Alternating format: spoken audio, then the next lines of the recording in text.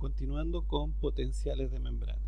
Ya hemos visto entonces que este potencial que está acá sería el potencial de reposo, ya que es el potencial de membrana de una célula que no ha sido estimulada. Si nos fijamos acá, no se ha aplicado ningún estímulo hasta este momento.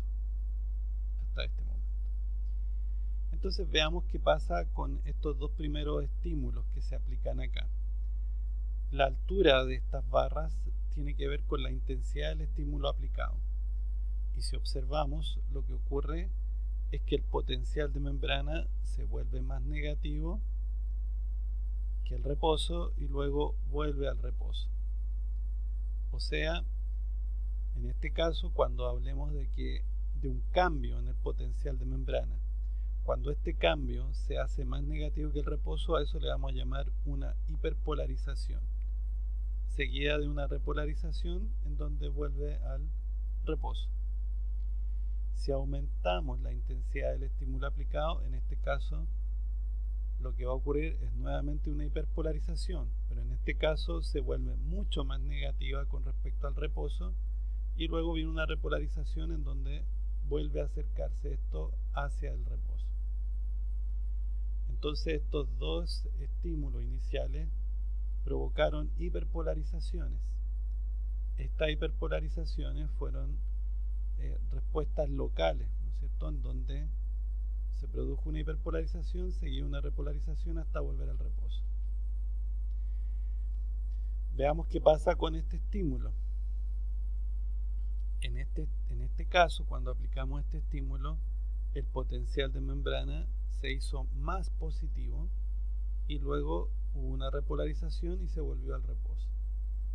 Nosotros le llamamos repolarización cada vez que el potencial de membrana se acerca al reposo. Entonces, depolarización seguida de una repolarización. Por lo tanto, este estímulo podríamos decir que fue un estímulo depolarizante. Ahora bien, ¿qué pasa cuando aplicamos este estímulo? Noten ustedes que la intensidad del estímulo se duplicó. Y en este caso, nuevamente se produce una depolarización, solo que ahora la depolarización llega hasta este potencial de membrana. Y una vez que alcanza este potencial de membrana, se produce una rápida, brusca y marcada depolarización, seguida de una rápida y marcada repolarización, que en este punto se transforma en una hiperpolarización, para luego volver al reposo. ¿Ok? Bueno, lo que estamos viendo acá, por un lado, esta línea punteada me representa al potencial umbral, o también llamado potencial de descarga, que en este caso es de menos 50 milivolts. Es decir, entre el potencial de reposo y el potencial umbral hay alrededor de 15 milivolts de diferencia. Pero fíjense que el potencial umbral, que en este caso es de una neurona, sigue siendo negativo. Entonces, ¿por qué se llama umbral? Porque cada vez que se alcance, se va a generar esta secuencia de depolarización, repolarización e hiperpolarización. Esa secuencia que acabo de describir es el potencial de acción. Por lo tanto, para que se genere este potencial de acción, debemos alcanzar ese potencial umbral que está marcado acá. Ahora bien, ¿qué pasará si aumentamos aún más la intensidad del estímulo aplicado? Si aumentamos más la intensidad del estímulo aplicado, se produce una depolarización, alcanzamos el umbral y se genera un potencial de acción, solo que en este caso se van a generar dos potenciales de acción consecutivos en este intervalo de tiempo. O sea, antes tuvimos un potencial de acción en ese mismo intervalo de tiempo y ahora tenemos dos potenciales de acción en ese intervalo de tiempo. Aquí vamos a acuñar el término de frecuencia de descarga de potenciales de acción, que es el número de potenciales de acción por unidad de tiempo. Entonces en este caso aumentó el número de potenciales de acción por unidad de tiempo. ¿Ok? ¿Y qué pasa si aumentamos aún más la intensidad del estímulo aplicado? Entonces en ese caso se produce la depolarización, alcanzamos el umbral y se van a generar 3 potenciales de acción consecutivos en ese mismo intervalo de tiempo. Es decir, una vez que este estímulo se aplicó y que nos permitió alcanzar el umbral, si yo sigo aumentando la intensidad del estímulo a contar de ese, lo que voy a modificar es la frecuencia de descarga potenciales de acción. Eso significa que a mayor intensidad del estímulo aplicado, mayor va a ser la frecuencia de descarga potenciales de acción y viceversa. Es decir, a medida que disminuyo la intensidad del estímulo aplicado, va a reducirse la frecuencia de descarga potenciales de acción. Bien, entonces, eso nos va a servir ahora para clasificar los estímulos en 3 categorías: los estímulos subumbrales, los estímulos umbrales y los supraumbrales. Esta clasificación tiene que ver con la intensidad del estímulo aplicado. Entonces le vamos a llamar un estímulo umbral cuando la intensidad del estímulo no permite que la célula alcance el potencial umbral. ¿Y en qué casos vemos esa situación? Lo vemos en este estímulo y en este estímulo. Porque en todos ellos el denominador común es que no se alcanzó el potencial umbral. Estos 2 estímulos hiperpolarizantes y este estímulo depolarizante. La otra característica obviamente es que si no alcanzaron el umbral no hubo generación de potencial de acción.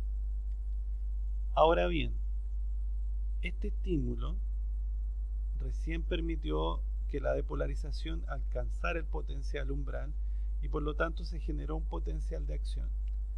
Ese estímulo, cuya intensidad es la justa para alcanzar el potencial umbral y por lo tanto generar un potencial de acción, se le llama estímulo umbral.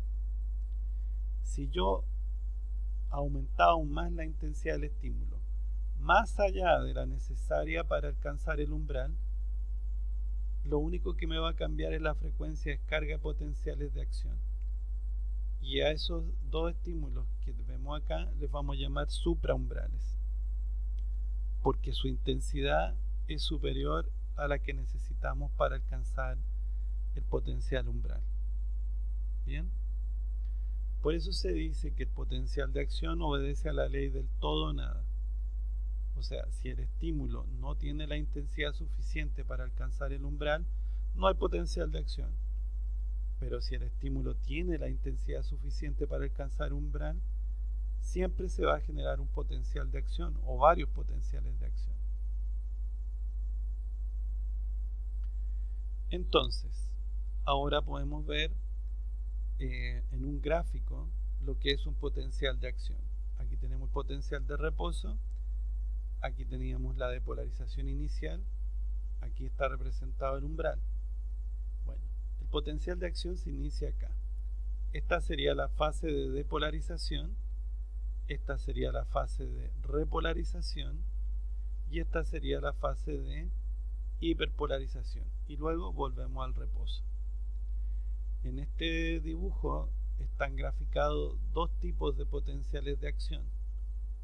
Este que vemos acá es típico de una neurona y es parecido también al que presentan los músculos esqueléticos o las fibras musculares esqueléticas.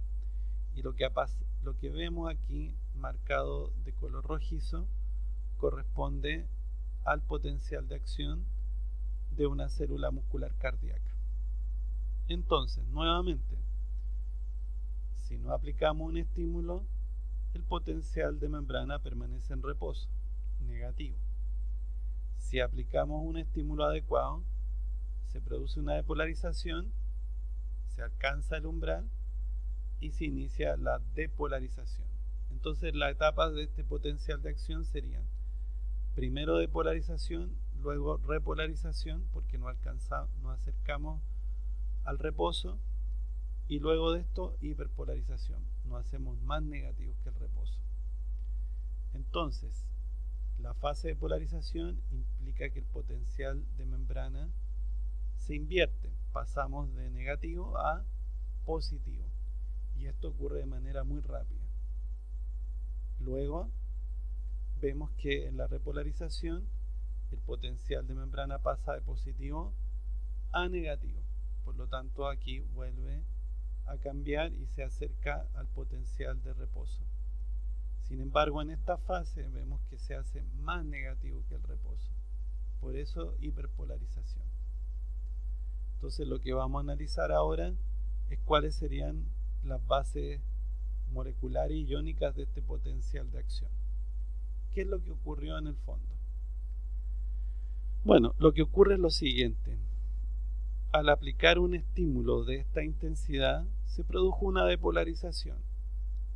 Esa depolarización, si alcanza el umbral, va a provocar la apertura de los canales de sodio regulados por voltaje. Entonces, al abrirse los canales de sodio regulados por voltaje, nosotros sabemos que el sodio se va a mover hacia el medio intracelular.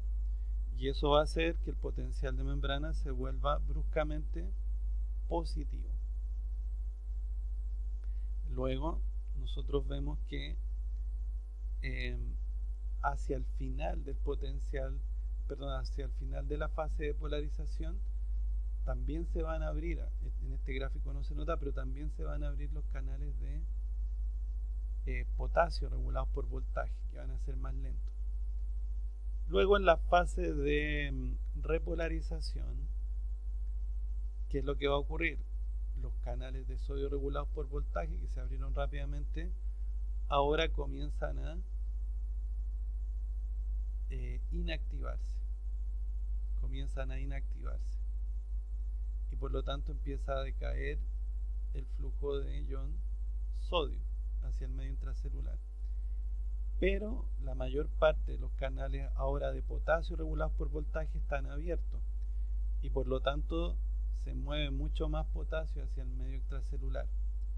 Al salir más potasio, entonces el potencial de membrana se vuelve más negativo, acercándose al reposo.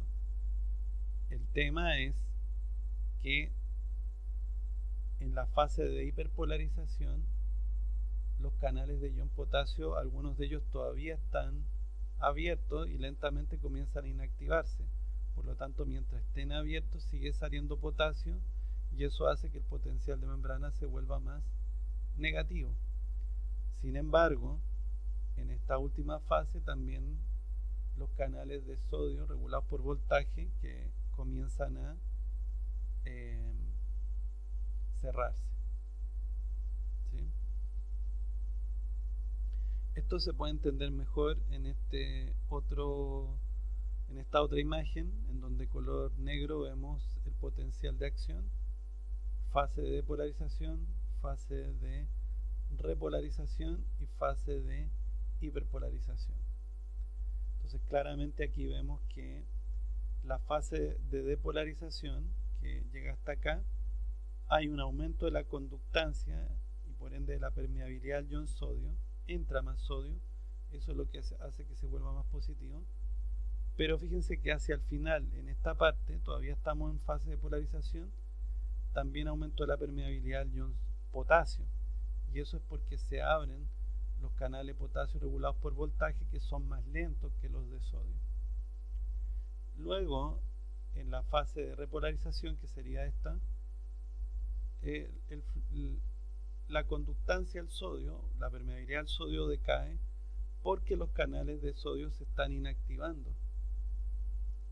En cambio, la permeabilidad al potasio alcanza su máximo, y eso es porque la mayor parte de los canales de potasio regulados por voltaje están abiertos. Entonces la salida de potasio principalmente y la menor entrada de sodio es lo que hace que el potencial de membrana se haga negativo, acercándose al reposo. Pero luego de esto vemos que en la fase de hiperpolarización, en la primera etapa todavía hay algo de permeabilidad al ion potasio, y eso es porque los canales de ion potasio recién se están inactivando. Sin embargo, vemos que el flujo de sodio es prácticamente nulo, ¿sí? Y eso tiene que ver con que ya en este momento los canales de sodio regulados por voltaje